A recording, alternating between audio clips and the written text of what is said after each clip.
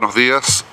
Vamos a pasar a la siguiente audiencia sobre situación de derechos humanos y protesta social en Brasil, que ha sido solicitada por una serie de organismos no gubernamentales que les voy a pedir a ellos mismos que se identifiquen. Contamos con su presencia y con la presencia de la ilustre delegación del Estado de Brasil. Vamos a darle la palabra por 20 minutos a los y las peticionarias, luego por 20 minutos al Estado y enseguida formularemos preguntas. Me acompaña el comisionado James Cavallaro. Mi nombre es Felipe González, soy relator para Brasil de la Comisión. Se va a integrar enseguida el secretario ejecutivo Emilio Álvarez y Casa. Tienen la palabra los peticionarios por 20 minutos. Bom dia, gostaria de cumprimentar todos e todas presentes. Meu nome é Rafael Custódio, da Conecta Direitos Humanos. Em primeiro lugar, gostaria de agradecer à comissão pela oportunidade em outorgar-nos essa audiência, onde pretendemos retratar e refletir um pouco sobre as violações de direitos humanos e protestos no Brasil. Compõe essa comitiva o artigo 19, a Câmara de Vereadores de Porto Alegre, Conecta Direitos Humanos, Justiça Global, Serviço de Assessoria Jurídica Universitária da Universidade Federal do Rio Grande do Sul, e estamos aqui representando também os demais peticionários. A Articulação Nacional dos Comitês Populares, o Instituto de Defensores de Direitos Humanos, o Sindicato dos Jornalistas do Rio de Janeiro, United Rede Internacional de Direitos Humanos e Quilombo X Ação Comunitária Cultural. Nessa audiência abordaremos o tema dos protestos na seguinte ordem: violência institucional, criminalização de manifestantes e de movimentos sociais, e finalizaremos com recomendações ao Estado e a essa ilustre comissão. Na sequência, entregaremos também à comissão um relatório documentando detalhadamente as violações de direitos ocorridas nos últimos meses no Brasil. Pretendemos fazer a exposição em 20 minutos e reservando 5 minutos para a nossa réplica. Desde já julgamos importante destacar a já conhecida definição do direito à liberdade de expressão por parte da Corte Interamericana de Direitos Humanos, que diz que trata da pedra fundamental da existência de um regime democrático. Nesse sentido, entendemos que é o dever do Estado garantir esse direito, respeitá-lo e promovê-lo, o que no caso de um Estado federado como o Brasil, implica uma obrigação a todos os seus entes federativos. Todavia, é inequívoco que a resposta do Estado brasileiro ao exercício desse direito tem sido única e exclusivamente o da repressão.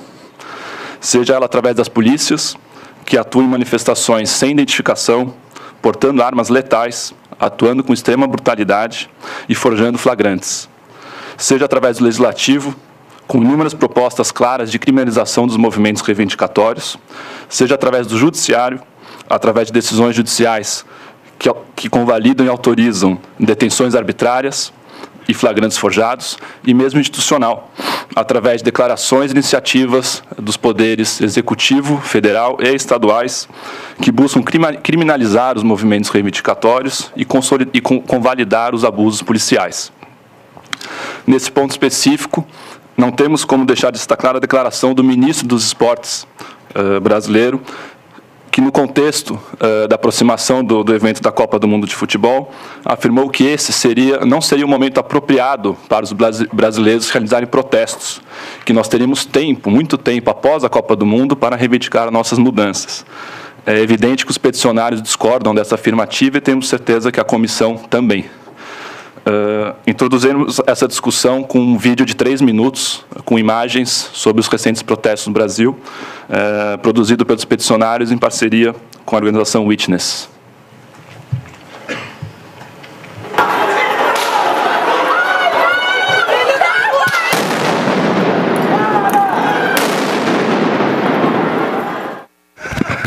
Quando eu fui tentar atravessar a rua, do nada, um policial, que é o Ramos, já me agarrou, me pegou achando que eu estava presa, e vieram mais 4 policiais que começaram a me dar chutes, e um deles me deu uma cacetada.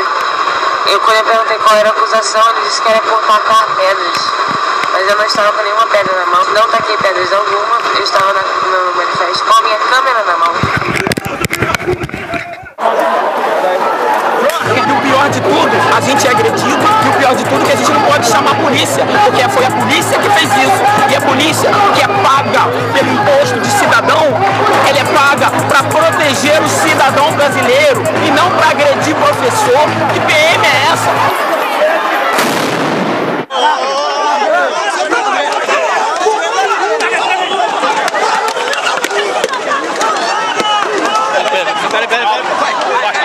Afasta! Que isso? Presa, porra! Presa, animal!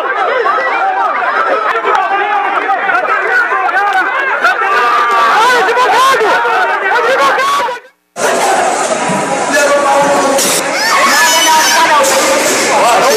Não joga água. Quando vai estar junto, você ajuda. Aí você vira mais calmo, pode cuidar do seu filho.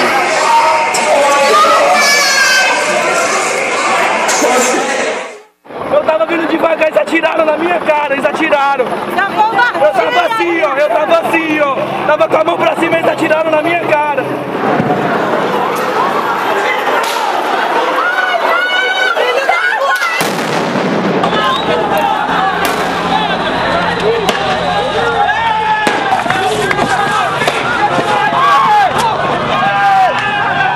Eu sou o Sérgio Silva, sou fotógrafo, infelizmente mais conhecido pela violência que eu sofri do que propriamente pelo meu trabalho. Sou uma das vítimas da violência policial cometida na noite de 13 de junho, durante as manifestações. Eu levei um tiro de bala de borracha disparado pela polícia militar. Hoje eu perdi a visão, meu instrumento de trabalho. O policial estava do outro lado da rua. E aí ele jogou a bomba na minha direção, ela caiu aqui e eu tava aqui. Aí não deu tempo de eu correr, quando eu já tava virando pra mim correr, ela já tava lá no chão explodindo. Tanto é que a última coisa que eu vi foi o clarão. E nessa parte eu já não lembro de mais nada.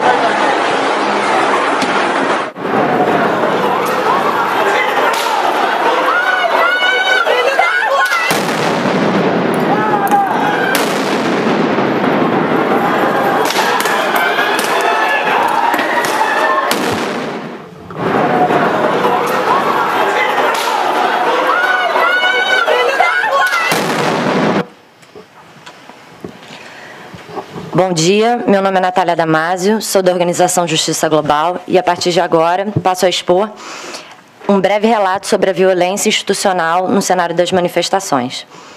Desde seu início em junho, as manifestações têm sido alvo constante de abusos de agentes de segurança pública com aval do Poder Executivo. Abordaremos que a polícia vem atuando de forma violenta com o intuito de desmobilizar os protestos através do uso desproporcional da força, causando lesões permanentes em jornalistas e manifestantes, incluindo o uso de munição letal. Neste sentido, destacamos principalmente 2 casos em que a violência policial comprova-se um fator alarmante no constante e cada vez mais grave cerceamento à liberdade de expressão e reunião no país. O primeiro caso foi em Bom Sucesso, após um protesto. Nos dias 24 e 25 de junho de 2013, o Batalhão de Operações Policiais iniciou uma operação dentro do Complexo da Maré, que é uma comunidade próxima, alegando estar buscando suspeitos de terem participado da manifestação e realizado furtos, e que supostamente teriam entrado na comunidade. 10 pessoas morreram na operação policial e diversas casas foram invadidas pelo batalhão. O segundo caso é Sérgio, que apareceu no vídeo que mostramos, que é um fotógrafo da Futura Press, que mostra que é um exemplo de como ataques da polícia vêm sendo direcionados também a jornalistas. A polícia, buscando aterrorizar os manifestantes, tem se utilizado de metodologias como apagar de luzes durante a repressão policial, uso massivo de balas de borrachas em regiões vitais ou que possam ocasionar dano permanente, espancamento de manifestantes, utilizações de bombas de gás lacrimogêneo atiradas de locais altos e a curtas distâncias, o que será melhor detalhado no informe que entregaremos ao final. Também é constante a utilização do fechamento das vias de escoamento dos manifestantes quando começa a repressão policial. Em São Paulo, foi utilizada uma técnica chamada Kettling, que consiste em conter os manifestantes num cordão policial e impedir que esses acessem água, alimento ou sanitários durante o período de detenção. Contabilizam-se em torno de 20 mortes em protestos no Brasil. A violência contra jornalistas é usada como forma de impedir que sejam registradas as violações de direitos humanos ocorridas durante as ações da polícia. Apenas entre junho e dezembro do ano passado, de acordo com informações da Associação Brasileira de Jornalismo Investigativo, 83 jornalistas sofreram violência ao realizar a cobertura dos protestos. O rompimento com as garantias individuais e coletivas no que se refere à liberdade de expressão pelo Estado brasileiro mostra um claro intuito de impedir que se critique o agir estatal. Deve-se ressaltar, conforme dados publicados após pedido de informação feito pela BBC em São Paulo, que nenhum policial foi responsabilizado pelos abusos e violações cometidas em manifestações.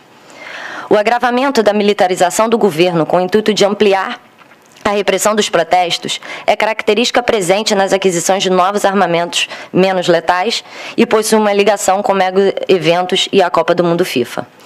Neste sentido, apontamos uma preocupante portaria emitida pelo Ministério da Defesa, que prevê a utilização do Exército para operações de garantia de lei e ordem. Procedimentalmente, nota-se que é poder exclusivo do chefe do Executivo o envio das Forças Armadas para tais operações. A portaria estende o poder do policiamento previsto para os militares e elenca como ameaças, dentre outras, o bloqueio de vias de circulação, tática comumente utilizada pelos manifestantes durante os protestos. Inicialmente, o texto, que após forte pressão social alega-se que haverá uma mudança, previa que movimentos e organizações seriam forças oponentes dos militares nessas situações. A presidência recentemente informou que pretende utilizar o Exército para a contenção de manifestações durante o período da Copa. Apontamos, assim, um conjunto de metodologias ilegais por parte da Força de Segurança Pública e do Executivo, tendo como mote o impedimento dos protestos em âmbito nacional, visando impedir a liberdade de expressão e reunião, além de violações aos direitos, à integridade física e à vida dos que participam dos protestos sociais. Obrigada. Bom dia a todos, meu nome é Camila Marques, da Artigo 19, e nesse momento eu passarei a expor sobre a problemática da criminalização dos manifestantes e movimentos sociais no contexto dos protestos. Bom, a criminalização do direito à liberdade de expressão se acentuou durante os protestos, tanto por conta das detenções e indiciamentos ilegais, quanto pela elaboração de leis restritivas que enquadram determinados atos legítimos relacionados à liberdade de expressão como crime. E, bom, no cenário dos protestos, cerca de 1.700 manifestantes foram detidos nas delegacias sem que houvesse qualquer indício de crime. É necessário pontuar que a Polícia Militar fez uso massivo da extinta figura de prisão para averiguação, a qual é extinta do nosso atual Código Penal. Muitas pessoas foram alvo dessa ilegalidade apenas por portar, por exemplo, bandeira, megafone, tinta guache, rolinho de tinta, bola de gude, vinagre, mas eu posso afirmar aqui que a maioria das pessoas realmente foi detida simplesmente por aparentar ser manifestante. E tais fatos evidenciam uma realidade incompatível com o Estado democrático de direito. Uma vez que em uma democracia supõe-se que a restrição de liberdade somente pode ocorrer quando houver a fundada suspeita, baseada em provas de cometimento de crime previsto em lei. Além das prisões por averiguação, outro ponto importante de destacar foi a frequente utilização de prisão em flagrante de forma ilegal. O depoimento daqueles que presenciaram a suposta prática do delito é essencial para a caracterização e legitimação do flagrante. Ocorre que, durante os protestos, em grande parte dos flagrantes, a única testemunha dos casos foram os próprios policiais. E há diversos relatos afirmando que, em muitas outras ocasiões, outras pessoas também se ofereceram para testemunhar o que viram, mas que geralmente os delegados negavam a ouvi-las. E além das violações apontadas, é necessário mencionar outras ilegalidades que foram cometidas pelos agentes policiais nas delegacias, como, por exemplo, o impedimento de presença de advogado, a omissão de informação sobre o direito ao silêncio, o uso desproporcional de algemas, incomunicabilidade durante período indeterminado, coação de indivíduos para prestar depoimentos, prisão irregular, imotivada e ausência de justa causa. Os principais tipos penais que foram aplicados pela polícia em todo o país contra os manifestantes foram formação de quadrilha, dano ambiental, dano ao patrimônio público, desacato, incêndio, ato obsceno, lesão corporal, posse ou porte ilegal de arma de fogo, além de casos em que foi até mesmo aplicada a Lei de Segurança Nacional. Em outro caso, denúncias apontaram a ocorrência de imputação de crime por associação criminosa contra pessoas que sequer se conheciam antes da detenção. Podemos também exemplificar a atuação restritiva do Judiciário através de uma decisão de Minas Gerais que chegou a proibir manifestações públicas durante os Jogos da Copa das Confederações nos 853 municípios do Estado. Outras decisões judiciais envolvem apreensão e internação de adolescentes sem provas, negativa de pedido de liberdade e arquivamento do Ministério Público, concessão de liberdade com condicionantes que impedem a livre manifestação, constituindo censura prévia, invasão de domicílio sob o pretexto de busca e apreensão sem justificativa legal. Os poderes executivos e legislativos também têm feito uso de sua função representativa para elaborar ou chancelar leis restritivas que enquadram determinados atos legítimos relacionados à liberdade de expressão como crime. Desde junho, mais de 15 projetos de lei sobre protestos estão em tramitação e visam a criação de artigo com penas desproporcionais para criminalizar e impor restrições ao direito de manifestação. Algumas propostas legislativas buscam criar o tipo penal de terrorismo, que é definido, em geral, como conduta que causa pânico ou medo na população. São definições por demais subjetivas e que apresentam um risco agravado de criminalização de movimentos sociais. O Ministério da Justiça, por sua vez, se prepara para divulgar um anteprojeto de lei que prevê o agravamento das penas de crime, como homicídio e lesão corporal, caso sejam cometidos por pessoas mascaradas. Será também crime o porte de armas ou objetos que possam causar ferimentos, como bastões nos protestos. Outros projetos de lei também prevêem outras penas mais graves, como, por exemplo, para aqueles que interrompem vias públicas. Obrigada. Bom dia, meu nome é Mariana, eu sou advogada do Serviço de Assessoria Jurídica da Universidade Federal do Rio Grande do Sul, o qual eu estou representando aqui hoje. No dossiê que será entregue após o final da presente audiência, constam 25 recomendações, das quais 12 serão abordadas aqui. Então, de acordo com tudo que foi exposto pelos demais peticionários, a gente solicita, em resumo, que a Comissão Interamericana recomende ao Estado brasileiro: 1. Que seja imediatamente vedada a imposição de condições ou limites de tempo e lugar às reuniões e manifestações públicas. 2. Que todo material de som e imagem captado pela polícia durante os protestos seja disponibilizado na íntegra para consulta pela sociedade civil. 3. Seja imediatamente determinado que não se vede qualquer cidadão de captar imagem e som de seus agentes em atuação, sob pena de responsabilização. 4. Seja imediatamente proibido o porte e uso de arma de fogo por policiais atuando no acompanhamento das manifestações, e que o uso de armamento menos letal só poderá ser determinado pelo comandante da operação e, em último caso, seguindo o binômio necessidade e proporcionalidade, começando sempre pelo diálogo com os envolvidos. 5. Que todos os policiais devem estar identificados nominalmente de forma clara e visível à distância. 6. Seja fornecida capacitação técnica a todos os policiais militares que atuem em policiamento de manifestações públicas de acordo com a normativa internacional vigente. 7. Seja produzido ato normativo vinculante definindo parâmetros de atuação de forças policiais de acordo com as orientações técnicas retromencionadas, dando-se oportunidade de análise prévia pelos atores do sistema de justiça e da sociedade civil. 8. Que o Estado brasileiro posicione-se em relação ao debate sobre a desmilitarização da polícia. 9. A responsabilização de agentes estatais por abusos cometidos a partir da criação de órgãos independentes e autônomos de fiscalização e monitoramento da segurança pública. 10. Havendo detenção de manifestantes, que estes sejam imediatamente levados à delegacia mais próxima do local da ocorrência, que seja garantida a presença de advogados ou defensores públicos para acompanhar todos os atos policiais, sendo mantida a prisão, que seja imediatamente revista pela autoridade judiciária. 11. Em caso de detenção de adolescentes ou crianças, que os mesmos sejam levados para delegacias especializadas e que sejam mantidos separados dos adultos, conforme expressas pelas regras de Benjim. 12. A ampliação das esferas de diálogo entre o poder público e os movimentos sociais e os próprios manifestantes. Recomendamos também que a Comissão Interamericana, através das relatorias de liberdade de expressão, mulheres, crianças e adolescentes, afrodescendentes, privados de liberdade, promova a visita em loco, buscando principalmente dialogar com a sociedade civil brasileira e que estude a possibilidade de aprofundar o debate acerca do tema dos protestos através da elaboração de um informe temático. Por fim, recomendamos que a comissão produza uma declaração de princípios sobre os protestos e a liberdade de expressão. Agradecemos mais uma vez à Comissão Interamericana de Direitos Humanos pela concessão dessa audiência e colocamos-nos à disposição para dirimir quaisquer dúvidas e prestar mais informações. Muito obrigada. Muchas gracias a las y los peticionarios y le concedemos la palabra al Estado por 20 minutos. Obrigado, presidente.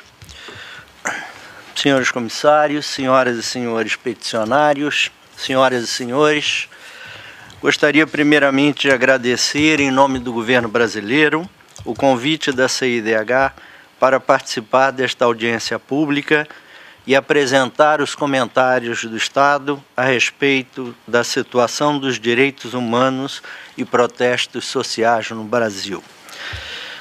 Apresento primeiramente os demais membros dessa delegação. Aqui ao meu lado o embaixador Carlos Antônio da Rocha Paranhos, subsecretário-geral político 1 do Ministério das Relações Exteriores. Ao lado dele o senhor Gabriel de Carvalho Sampaio, diretor do Departamento de Elaboração Normativa do Ministério da Justiça. Na ponta da mesa, a senhora Ivanilda Figueiredo, representante da Consultoria Jurídica da Secretaria de Direitos Humanos da Presidência da República. Aqui ao meu lado, as secretárias Elisa Breternitz e Sara Prado, do setor de Direitos Humanos da Missão do Brasil junto à OEA. Agradeço aos peticionários pela exposição que acabam de realizar. Tomamos nota atentamente de suas considerações, que buscaremos responder nessa audiência e por meio de documento que submetemos à comissão. Em junho de 2013, mais de 1 milhão de brasileiros e brasileiras foram às ruas exercendo seus direitos constitucionalmente garantidos de livre manifestação de pensamento e de reuniões em locais públicos. As manifestações foram vistas como parte indissociável do nosso processo de construção da democracia e de mudança social. O Estado brasileiro buscou ouvir e compreender a voz das ruas, que solicitou um futuro de mais direitos, mais participação e mais conquistas sociais. Reconheceu igualmente a legitimidade das demandas apresentadas nos protestos e instituiu intenso diálogo com os representantes dos movimentos sociais e da sociedade civil em geral. Em resposta, foram lançados 5 grandes pactos. O Pacto pelo Combate à Corrupção e pela Reforma Política, o Pacto pela Mobilidade Urbana, pela melhoria do transporte público e por uma reforma urbana, o Pacto pela Educação, o Pacto pela Saúde e o Pacto pela Responsabilidade Fiscal para garantir a viabilidade dessa nova etapa.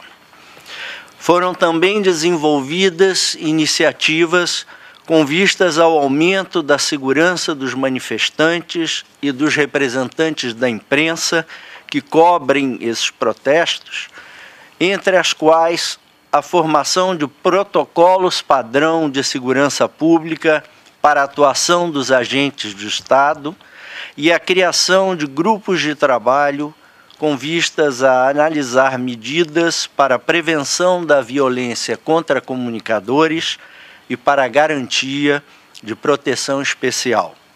Após essas breves considerações iniciais, passo a palavra ao embaixador Paranhos, que realizará a intervenção inicial do Estado brasileiro sobre a situação dos direitos humanos e protestos sociais no Brasil. Muito obrigado. Muito obrigado.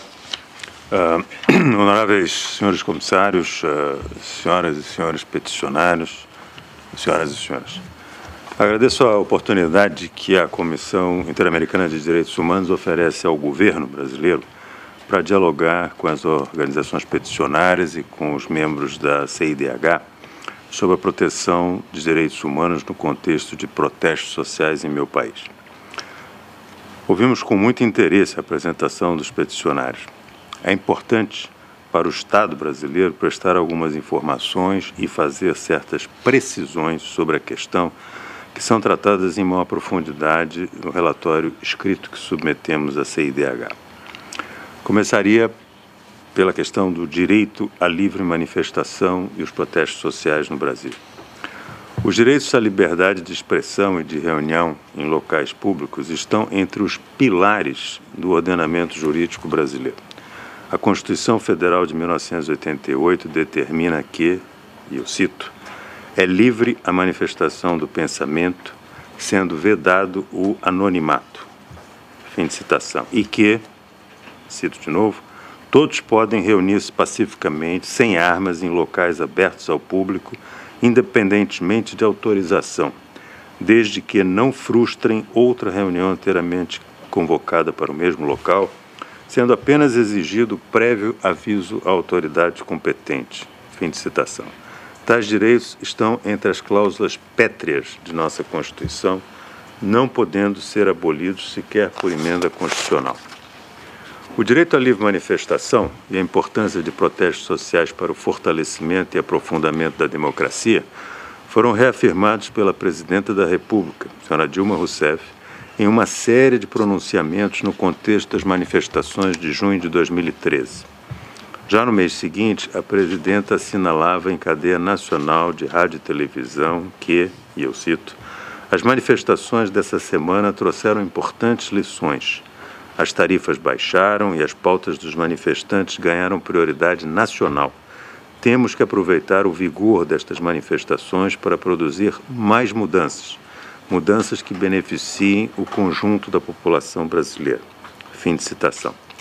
Na época, a Presidenta da República recebeu representantes de diversos movimentos sociais que integraram os protestos de junho e ressaltou a importância de suas contribuições, reflexões e experiência, de sua energia e criatividade, de sua aposta no futuro e de sua capacidade de questionar erros do passado e do presente. O diálogo de alto nível com os movimentos sociais permanece. Nessas condições, alegações de que estaria em curso uma política federal de repressão e desmobilização de manifestações, configurando um estado de exceção no Brasil, não encontram lastro na realidade. Ao contrário, a receptividade do Estado brasileiro aos protestos sociais e às demandas dos manifestantes chamou a atenção da academia.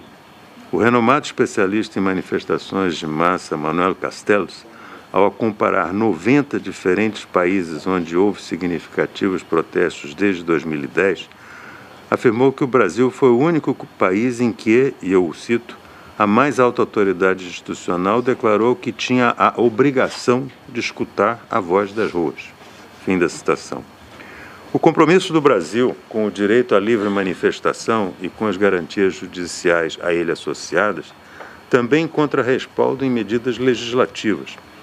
Normas recentemente editadas contradizem alegações de que o Estado brasileiro seria conivente com abusos perpetrados por agentes de segurança ou com detenções arbitrárias. Cabe destacar a Lei 12.847, de 2 de agosto de 2013, que instituiu o Sistema Nacional de Prevenção e Combate à Tortura. Os peritos que compõem o Mecanismo Nacional de Prevenção e Combate à Tortura, organizado conforme os padrões do Protocolo Facultativo à Convenção contra a Tortura, atuam segundo princípios de autonomia, eficácia e independência e, portanto, têm acesso livre para averiguação das condições de quaisquer estabelecimentos de privação da liberdade, sejam eles federais ou estaduais, civis ou militares. No bojo desse processo de avanço normativo, foi construído um amplo debate com a sociedade civil organizada, por meio de diversos fóruns, incluindo o Plano Juventude Viva, instituído pelo governo federal com a finalidade de prevenir a violência praticada contra jovens, sobretudo negros das periferias das grandes cidades, mediante a garantia de direitos e o aperfeiçoamento da atuação dos órgãos públicos, inclusive os de segurança pública.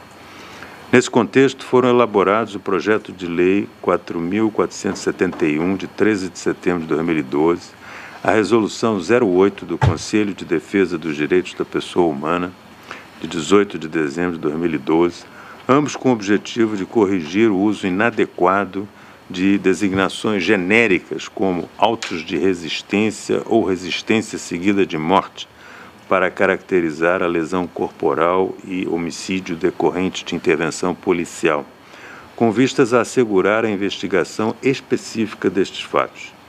Resultados concretos dessas iniciativas foram obtidos a partir dos mesmos preceitos por resolução editada pelo Estado de São Paulo, que, inclusive, determina a preservação do local da ocorrência até a chegada da perícia especializada e do serviço de saúde, o que resultou na redução em 39% do número de pessoas mortas em confronto policial em um ano.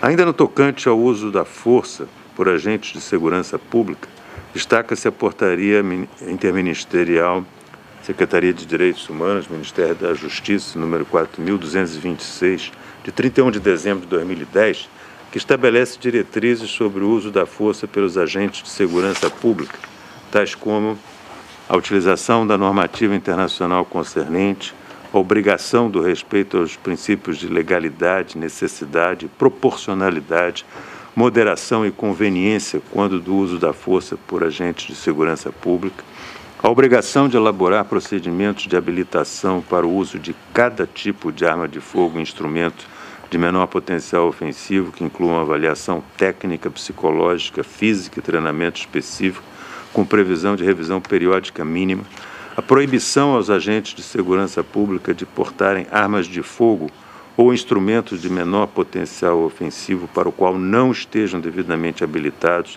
e a obrigação de ser estabelecido um módulo de treinamento específico com vistas à habilitação do agente, sempre que um novo tipo de arma ou instrumento de menor potencial ofensivo for introduzido na instituição, e o estímulo e a priorização, sempre que possível, do uso de técnicas e instrumentos de menor potencial ofensivo pelos agentes de segurança pública. As Forças Armadas, por sua vez, conforme previsto no artigo 142 da Constituição, possuem competência para a garantia da lei e da ordem. Conforme determina a legislação infraconstitucional, essa atuação tem caráter subsidiário, episódico, em área previamente definida, com a menor duração possível, e só é designada após solicitação expressa do governo estadual ou distrital. Os procedimentos operacionais a serem utilizados são publicizados pelo Manual de Garantia da Lei e da Ordem, em portaria normativa do Ministério da Defesa. Esse manual foi objeto de recente revisão, em janeiro de 2014, para conferir-lhe maior clareza e suprimindo expressões que pudessem suscitar interpretações dúbias ou equivocadas sobre os objetivos das operações, criadas com o claro propósito de preservar a ordem pública e proteger os cidadãos e o patrimônio apenas em situações excepcionais. A Força Nacional de Segurança Pública é outro órgão voltado para a garantia das instituições democráticas e dos direitos humanos. Foi instituída pela Lei 11.473, de 10 de maio de 2007, que estabelece a cooperação entre União, Estados e Distrito Federal, compreendendo operações conjuntas, transferência de recursos e desenvolvimento de atividades de capacitação e qualificação de profissionais. A Força Nacional dispõe de moderno treinamento voltado para o desempenho de atividades de prevenção, técnico-periciais para o auxílio às polícias judiciárias e para ações que visem a proteção dos indivíduos, grupos e órgãos da sociedade que promovam e protejam direitos humanos e liberdades fundamentais. Agora eu vou tratar de ações do Estado brasileiro no contexto dos protestos sociais. As reivindicações das manifestações públicas vêm sendo tratadas com grande atenção por diversas instituições públicas, revelando o caráter sólido de nossa democracia.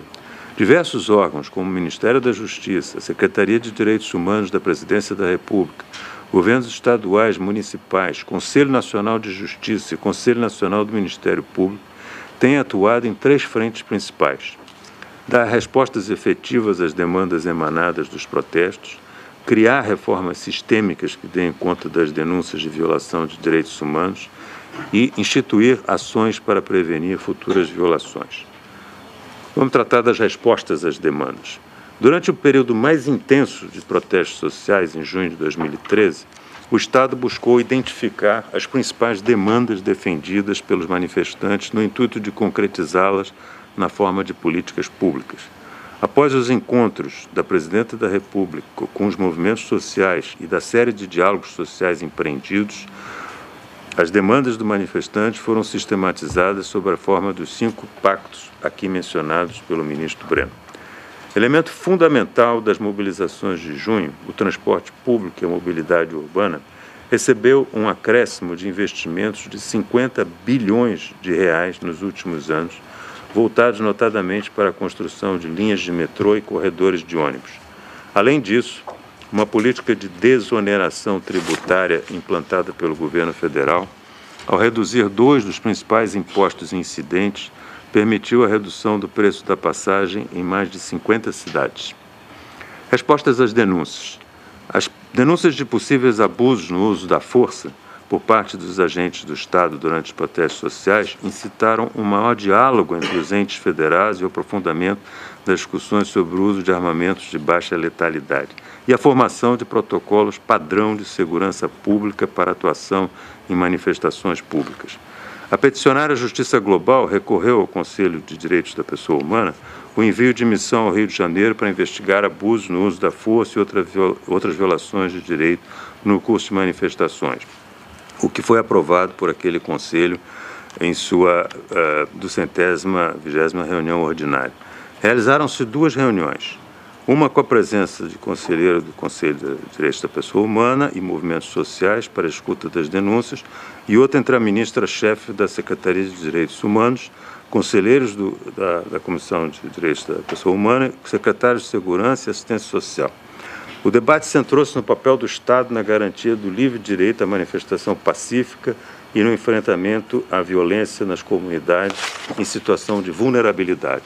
Os 2 principais acordos firmados foram a adoção na íntegra da Resolução 08 de 2013 do Conselho de Direitos da Pessoa Humana sobre a abolição dos autos de resistência e garantia da preservação de provas para exames periciais e o monitoramento pela Ouvidoria Nacional de Direitos Humanos e seus parceiros das ações das forças de segurança pública no contexto das manifestações.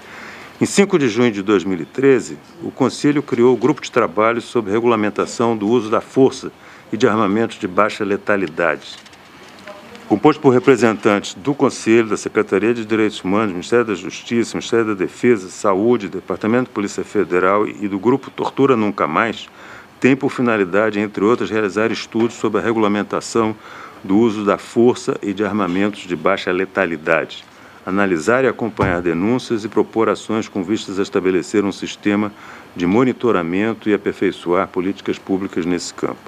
O Ministério da Justiça criou um fórum de diálogo permanente com os secretários de Segurança de São Paulo e Rio de Janeiro, onde ocorreram as maiores manifestações, com o fim de buscar soluções para atos de violência praticados durante aqueles eventos e buscar uniformizar a forma de atuação das forças policiais em manifestações públicas, visando a evitar abusos.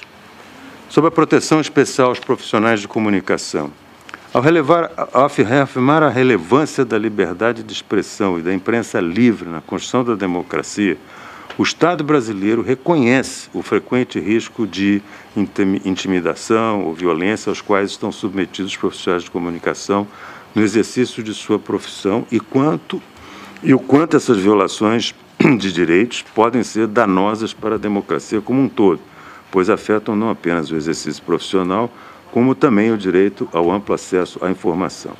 Esse reconhecimento traduziu-se em ações concretas do Estado no sentido de apurar denúncias de violência contra comunicadores e criar diretrizes para lhes conferir proteção especial. Destaco a criação de 2 grupos de trabalho especificamente voltados ao tema. No Grupo de Trabalho Direitos Humanos dos Profissionais de Comunicação do Brasil, no âmbito do Conselho de Direitos da Pessoa Humana, e o Grupo de Trabalho sobre Segurança de Profissionais de Comunicação no contexto de manifestações no âmbito do Ministério da Justiça.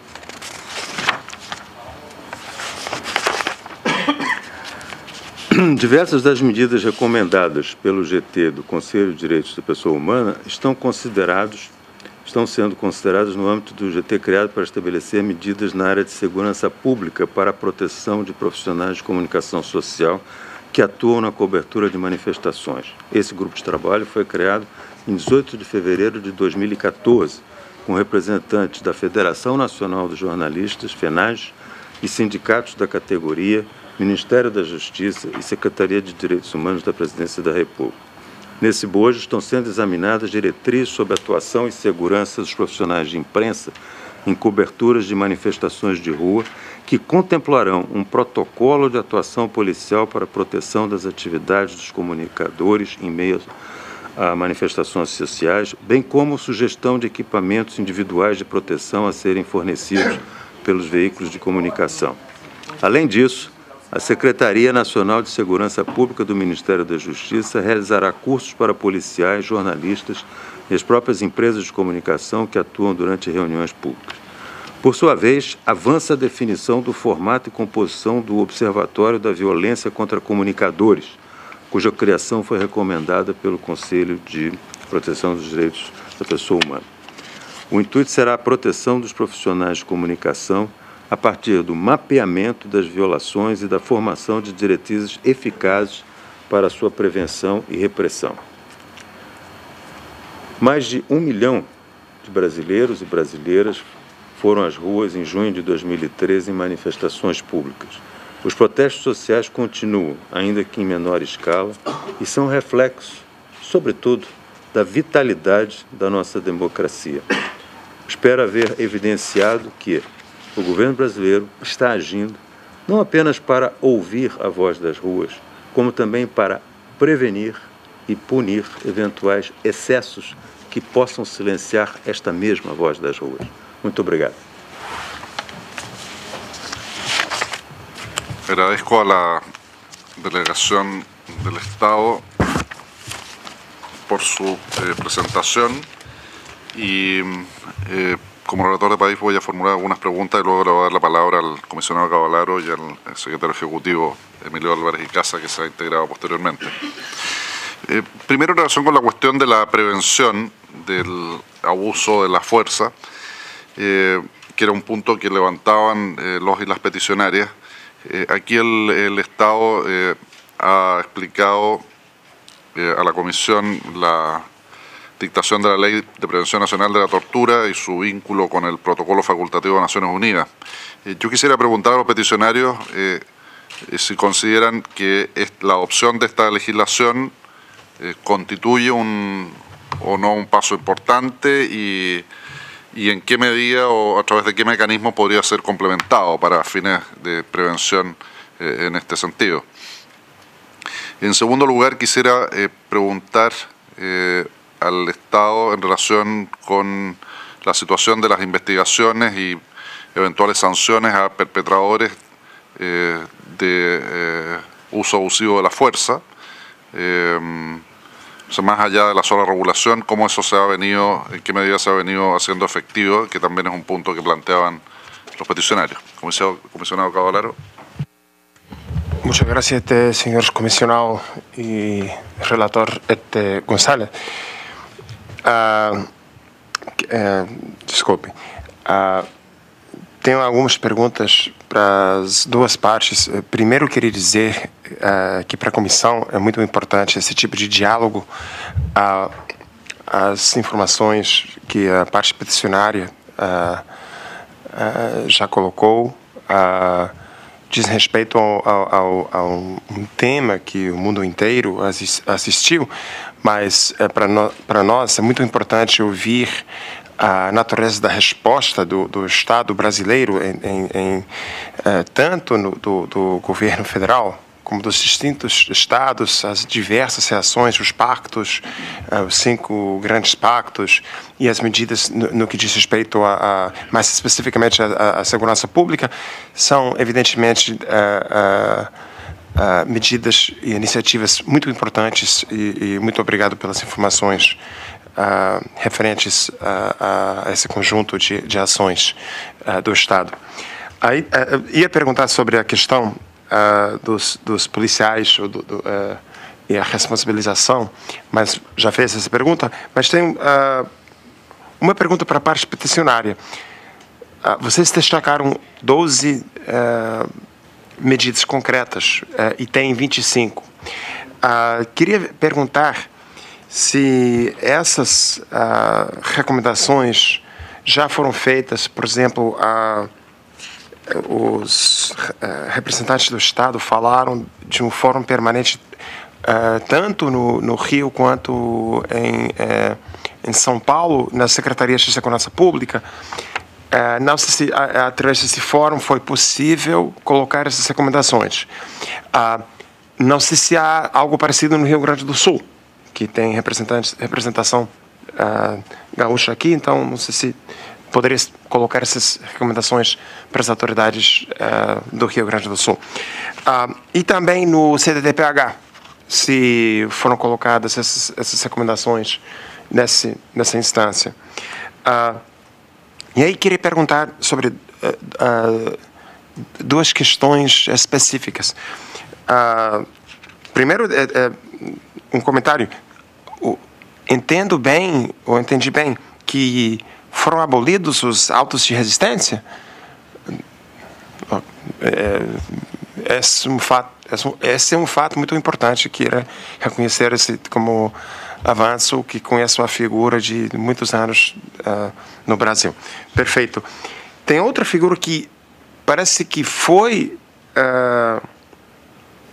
que passou pela extinção, que é a figura de prisão para a averiguação, mas que teria sido usada essa figura de forma massiva até em São Paulo. Não sei se poderia explicar como isso aconteceu e o que poderia ser feito para que essa medida, que não existe juridicamente mais, não seja usada. E a mesma pergunta no diz respeito ao Kettling, de fechar o espaço. Se há nesse conjunto de iniciativas, e são muitas, algo relacionado com um cesse, um impedimento ao uso dessa figura. Muito obrigado. Gracias. El secretario ejecutivo, Emilio Álvarez y Casa. Gracias, presidente. Igual reiterar la bienvenida a los peticionarios y al Estado. Mucho agradecemos la importancia de que se puedan abordar estos temas y justamente la contribución, no solo de los procesos que hay en los países, sino de también los desafíos y los dilemas. Quisiera hacer tres preguntas muy puntuales. Nos ha hablado el Estado de las normas recientemente dictadas contra abusos policíacos y detenciones arbitrarias. Me gustaría saber, dada la naturaleza federal de Brasil y que hubo problemas con distintas entidades y distintas fuerzas de policía en distintas ciudades a lo largo, con más de 1 millón de manifestaciones en la calle. ¿Cuál es el estado de las leyes para el control de uso de la fuerza o el control hacia los funcionarios encargados de hacer cumplir la ley, tanto a nivel federal y local? La resultante de eso, ¿cómo avanzó? Que permita generar condiciones de no repetición, ¿no? Y me parece, y así también, si igual no hay tiempo ahora, si pudieran ahondar más sobre el mecanismo de prevención y combate a la tortura, que eso creo sería de la mayor importancia. La segunda es un tema muy puntual. Los peticionarios hicieron referencia a que en Sao Paulo fue usada una técnica que no permitía el acceso de agua, alimentos y sanitarios. Pedir, por favor, si no es ahora, que nos confirmasen esa información y si de ser cierto eso, si se ha hecho una investigación sobre el particular. Y tercero, se han manifestado preocupaciones hacia la Copa del Mundo, ¿no? Hubiera una expresión particular sobre eso. Si nos pudiera el Estado informar qué previsiones ha tomado de cara a un evento que es, digamos, por muchos visto como una fiesta, pero por otros visto como un espacio de tensión, o dado que se puso aquí en la mesa, me gustaría saber, en esta lógica de no repetición, de avance, retomando todo lo que ustedes nos han dicho, el esfuerzo que ha hecho el Estado, si nos pudieran hablar sobre el particular. Muchas gracias. Gracias. Vamos a dar la palabra entonces por 5 minutos a la delegación de los peticionarios y después 5 minutos al Estado. Muito obrigado. Me chamo Eduardo Berger, do Céu Global. Queria fazer alguns breves comentários. Os peticionários saúdam a criação de novas legislações normativas a respeito do tema. Entretanto, entendemos que há uma distância muito grande de criação de normas para regular essa atuação policial, implementação efetiva e responsabilização dos atos. O Brasil possui um arcabouço normativo saudado internacionalmente como democrático, entretanto, também é reconhecido internacionalmente a distância entre este arcabouço democrático, normativo e a aplicação concreta desses instrumentos na realidade dos brasileiros. A respeito do tema do mecanismo de combate à tortura, em específico, entendemos que muito importante essa criação, entretanto, de que forma ele poderá influir diretamente no tema dos protestos, entendemos que é um pouco mais a uma distância. Ele vai atuar em relação a centros de privação de liberdade e não em relação a manifestações. Gostaríamos de salientar também que a indicação da composição do comitê ao ser feita pela presidente, conforme consta na normativa nacional, é possivelmente uma infringência da imparcialidade necessária à atuação nesse mecanismo. Entretanto, não seria esse agora o tema do momento. Quanto ao tema da investigação dos abusos policiais, entendemos que há a criação de protocolos de atuação policial. Entretanto, havendo esses, não parece que tenha havido uma incidência efetiva dessas normas de conduta dos policiais na atuação dos mesmos. O tema específico, por exemplo, da identificação nominal do policial, que é uma causa antiga dos movimentos sociais, presente desde junho de 2013. Agora, em março, nas últimas manifestações, policiais continuavam atuando sem nenhuma espécie de identificação nominal. Há tempo de junho até agora para que essa medida fosse devidamente responsabilizada os agentes, responsabilizados os comandantes e que esse quadro fosse alterado. Entretanto, não parece haver boa vontade por parte de alguns estados de permitir essa medida simples, que entretanto poderia ajudar concretamente no tema da responsabilização por abusos, que, como foi relatado aqui na nossa apresentação, até onde foi possível descobrir no momento, nenhum policial foi responsabilizado por nenhum abuso ou violação durante os protestos. Entendemos que isso é muito preocupante e que a criação de normas pode ser, sim, um passo importante, porém insuficiente no tratamento desse tema. Obrigado. Passo a palavra à Natália Damasio. Bom, agradecemos as perguntas dos comissionados e apenas uns esclarecimentos, primeiro sobre a questão do auto de resistência. O auto de resistência, nos casos concretos, não foi abolido da legislação brasileira, ainda é utilizado na maioria dos estados. O que foi feito pela Secretaria de Direitos Humanos da Presidência foi uma portaria pedindo a extinção dos atos de resistência a nível estadual.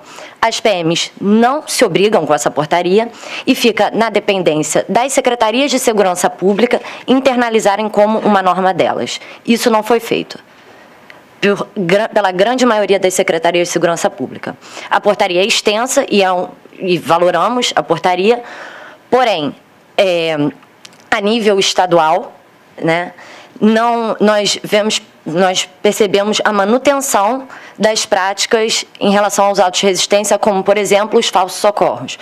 Continuam sendo realizados socorro por parte da Polícia Militar com o intuito de forjar a cenas de execução sumária. Nesse mesmo sentido, o espaço, retornando para o tema sobre militarismo, as operações, o Estado vem tendo uma postura muito ligada à repressão em protestos através do Exército. Isso vem sendo um discurso muito presente no discurso presidencial. E essa portaria que comentamos na nossa apresentação, 3461, que é do Ministério da Defesa, ela já será aplicada, inclusive, em uma comunidade no Rio de Janeiro, que foi um grupo profundamente vulnerabilizado e que já sofre, por exemplo, autos de resistência a um longo período, que é a comunidade da Maré, que foi a que houve a chacina durante a Copa das Confederações, que também trouxemos nos nossos relatos. Em relação à reunião com o CDDPH, não houve de fato essa reunião, mas não houve nenhuma forma de andamento posterior a essa reunião, não houve plataforma de diálogo aberta pelo governo para nenhum dos manifestantes. Então, de fato, houve essa reunião, mas dessa reunião não houve nenhuma forma de andamento ou melhora na situação da repressão do Estado em relação aos manifestantes. Obrigada. Bom dia, eu sou a Fernanda, representando a Câmara Municipal de Porto Alegre. Apenas sobre a pergunta do comissionado Cavalaro sobre a questão das ações no Rio Grande do Sul. Nós entregamos o dossiê dos casos de violações dos direitos humanos para vários órgãos, incluindo o próprio secretário de Segurança Pública, e não houve nenhuma medida efetiva. Ao contrário, primeiro, não houve nenhum policial identificado nos casos de tortura e prisões arbitrárias. Segundo, o único compromisso assumido pelo secretário seria a vinda com identificação nas próprias fardas dos policiais militares, o que não ocorreu, e nós vimos um aumento da criminalização dos protestos logo após, né, esse dossiê e todas as denúncias em relação à violação de direitos humanos. Invasão na casa de lideranças e militantes, inquéritos ideológicos, a tentativa de imputar ao movimento social crimes absurdos como milícia privada, um aumento efetivo da tentativa de criminalizar os movimentos sociais e o aumento, inclusive, dessas práticas tão condenadas que nós levamos ao secretário de Segurança Pública e que não houve nenhuma medida efetiva. Bueno, muchas gracias a la delegación de las y los peticionarios y ahora le damos la palabra por 5 minutos al Estado. Muito obrigado, senhor presidente. Sem prejuízo de fornecermos informações por escrito, eu queria imediatamente passar a palavra à doutora Ivanilda Figueiredo, da Consultoria Jurídica da Secretaria de Direitos Humanos, e depois ao doutor Gabriel Carvalho Sampaio, do Departamento de Elaboração Normativa do Ministério da Justiça, para que possam responder precisamente às questões suscitadas. Primeiramente, boa tarde.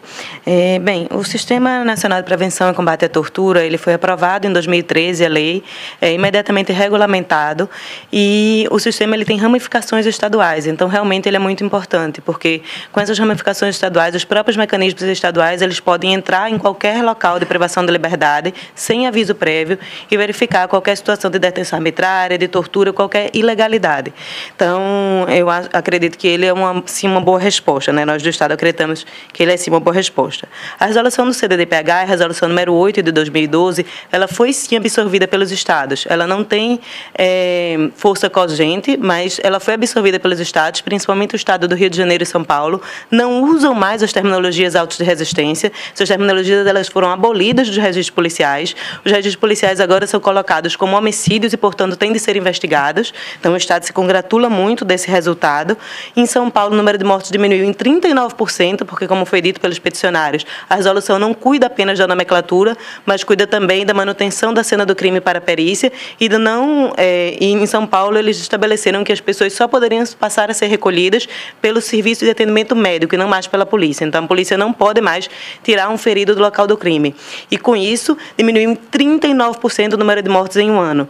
Então, o Estado se congratula disso. O CDDPH é um órgão que é composto não só por membros do Estado, mas do governo federal, mas também por outros membros do Estado, como o Ministério Público, Câmara dos Deputados, e está sempre aberto aos peticionários. Os peticionários são sempre convidados, em diversas ocasiões participaram de reuniões em Brasília expondo seus casos.